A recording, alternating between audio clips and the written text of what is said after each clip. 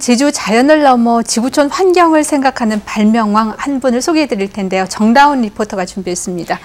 어떤 분인가요? 네, 흔히 종이의 원료하면 나무를 떠올릴 텐데요. 오늘 소개해드릴 분은 세계 최초로 풀을 이용해 종이는 물론 건축자재와 목자재를 발명해 화제가 되고 있습니다. 지금 소개합니다.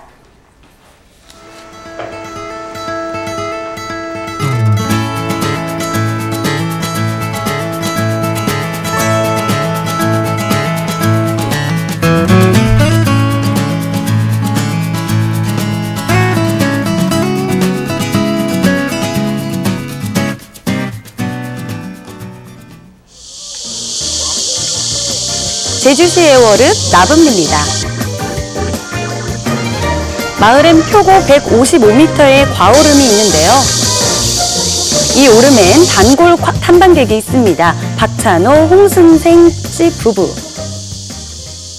50대 중반을 바라보는 부부는 여전히 신혼입니다. 어디든 항상 함께인데요. 부부는 유난히 풀에 관심이 많습니다. 이 부부가 좋은 금실을 자랑하는 이유가 바로 이 풀에 있는데요. 15년 동안 다니던 길인데. 우리는 늘 이렇게 오름만 다니면서 이 풀, 식물 같은 거 보이면 거기 가서 다 섬유를 다 뽑아봐요. 이건 다 식물마다 섬유가 다 다르기 때문에. 곧 쓰러질 것만 같은 낡은 집. 각종 풀들이 건조되고 있는 이곳은 부부의 작업실입니다. 부부는 주변에 쉽게 볼 수 있는 풀들을 가져와 건조하고 발효시키는 작업을 하는데요. 이게 볏짚이에요. 볏짚을 물에 넣고 이제 발효시킨 건데. 놀랍게도 발효시킨 볏짚에서 종이를 만들 수 있는 물질이 나온다고 합니다. 이 기계 덕분인데요. 이름하여 해섬기. 섬유를 뽑아내는 기계란 뜻이죠. 박찬호 대표의 발명품입니다. 작동 방식이 믹서와 비슷한데요. 실제로 믹서를 개조했습니다. 해섬기를 작동시키고 나면 가는 실들이 남는데요. 이게 바로 볏짚의 섬유. 그전에는 다 화학적 방법으로만 섬유를 제조할 수 있었는데 그것은 초본 식물이 섬유질이 아무래도 약하기 때문에 그런 거였는데 이런 간단한 방법을 통해서 어떤 초본 식물이든 섬유 제조가 가능합니다. 이 부부는 15년 전부터 나무가 아닌 볏짚을 이용해 종이와 플라스틱을 대체할 수 있는 물질을 개발해오고 있는데요. 그 결과 볏짚의 섬유에 주목하게 됐습니다. 볏짚과 같은 초본 식물에는 섬유와 식이섬유가 함유돼 있는데요.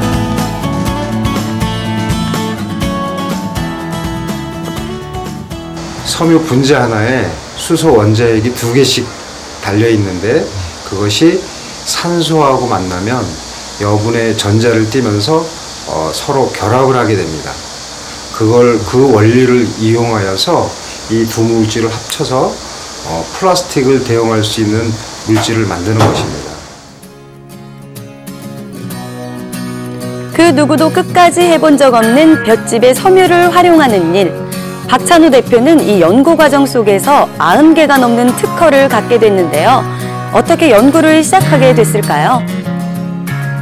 비용도 저렴하고 또 구입도 쉽습니다. 물질 자체도 현재 사용하고 있는 나무의 양만큼을 볏짚만으로도 대체가 가능하고요.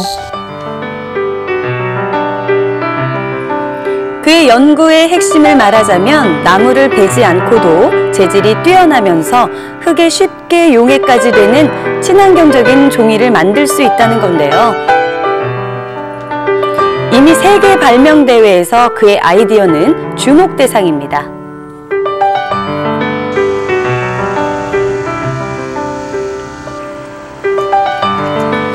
비단 볏짚만이 아닙니다.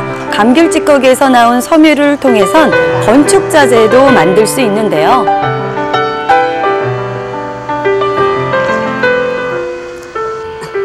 박찬호 대표가 세계가 인정하는 발명왕이 될 수 있었던 건 아내분의 역할이 컸습니다. 하지만 한쪽 눈이 실명하면서 일자리를 잃게 됐는데요.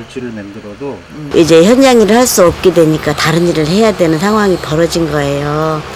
그러니까 이제 집에서 연구를 하는 일을 해야 되겠다. 그래갖고 이제 집에서 연구를 하게 되는 피치 못한 상황이 벌어졌기 때문에 그거를 적극적으로 돕고 협력해야 되는 그런 단계가 온 거예요. 그래서 저는 우리 애기 아빠가 낙심하지 않고 세상에 지지 않고 다시 열심히 살려고 하는 의지에 제가 적극적으로 도와줘야 되겠다는 생각으로 같이 연구를 하게 됐어요. 살다 보면 가슴을 쥐어짜내듯 오지고 힘든 시기가 닥치는 법. 아내는 그 시기를 지혜롭게 이겨냈는데요. 남편의 손을 잡아주고 그를 믿어주는 일, 그것이 지금의 박찬호 대표를 만들었습니다. 또 친환경적인 물질을 만들자는 것도 아내의 아이디어에서 시작됐는데요. 이번엔 발효시킨 감귤박을 압축시켰습니다. 단단한 판이 완성됐는데요. 부부의 작품들은 화학품을 첨가하지 않아도 접착력이 우수하고 방수력도 플라스틱에 비해 훨씬 높다는 장점을 자랑하는데요. 식이섬유가 입자의 크기가 1마이크론 정도가 될 때 플라스틱보다 3배 정도 강도가 나왔습니다. 그래서 100나노, 10나노, 1나노 이 차제에 따라서 5배, 10배, 20배 이런 식으로 강도가 세워질 것으로 보이고 있습니다.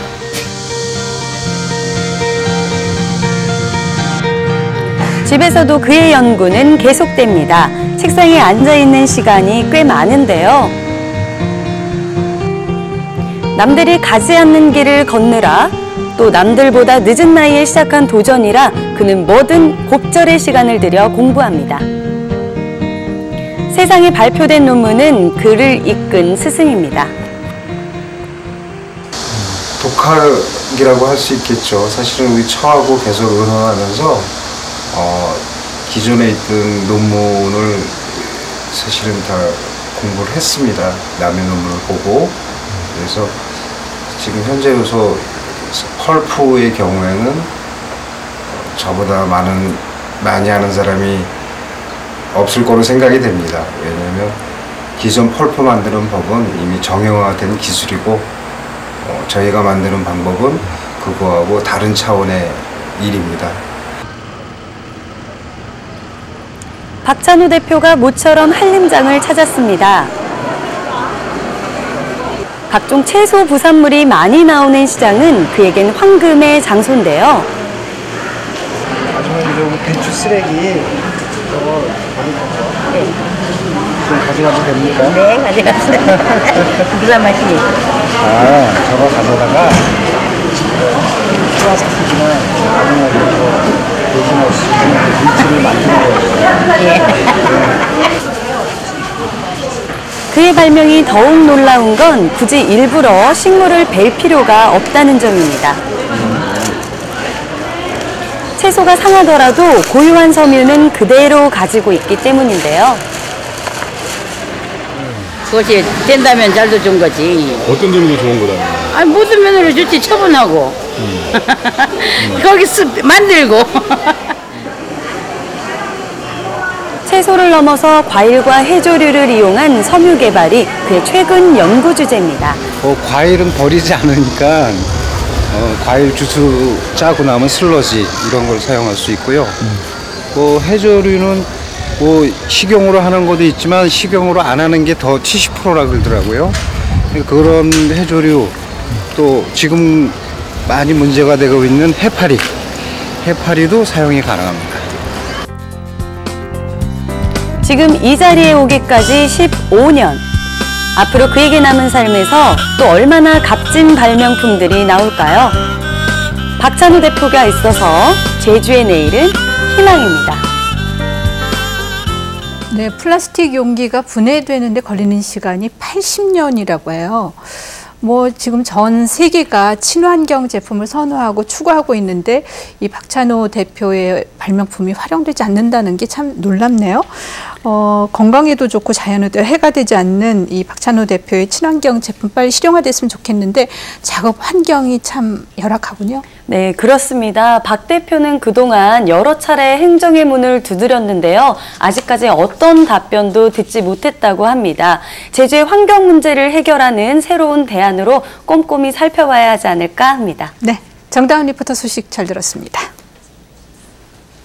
제주가 보인다 함께하고 계십니다. 지금 시각이 5시 51분입니다.